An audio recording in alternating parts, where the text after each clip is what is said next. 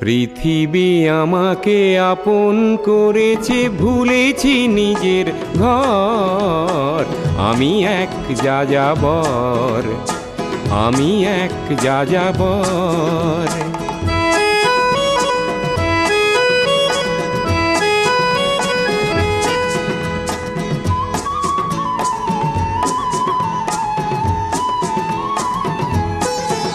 আমি গঙ্গার থেকে মিসিসিপি হয়ে ভলগার রূপ দেখেছি, অটোয়ার থেকে অস্ট্রিয়া হয়ে প্যারিসের ধুলো মেখেছি। আমি ইলোরার থেকে রং নিয়ে দূরে শিকাগো শহরে দিয়েছি।